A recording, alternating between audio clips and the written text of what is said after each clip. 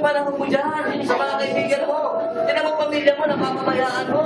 Hindi naman hindi ko naman pinapabayaan ng pamilya ko Hindi naman mga anak mo nagtatabaan. Siyempre, meron ng pagbabago. Lagi ako sa bahay, ngayon lagi. Nasa church na. Yun lang naman ang pagbabago ko Alam mo, sabi ko sa'yo, dapat iset mo kung ano yung priority mo. Kung yung church mo, ang pamilya mo. Meron naman akong oras sa family ko Meron naman akong oras sa church ko. Ano ba gusto mo?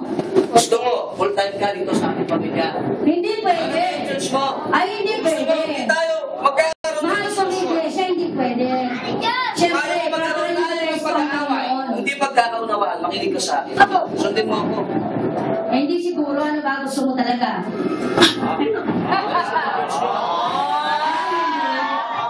Hindi, kahit naman na magkasubukan tayo, hindi ako aalis sa church ko. Wala naman nagagawa sa Diyos mo. Wala naman nagagawa sa Diyos mo. Yan ang akala mo. Yan ang akala mo. Masaya nga kaya ako dun. Lalo na ang kasama ko mga kapatid. Wala sa akin. Oo. Ay, kung masaya ka, hindi magpapakasaya na rin ako. Bahala ka. Ginagawa mo naman na yata yan Bahala ka. Basta hindi mo ako mapipigilan. Hindi ka mapapapigil. Hindi mo rin ako mapipigilan. Hindi talaga. Hindi talaga. Okay, paalam.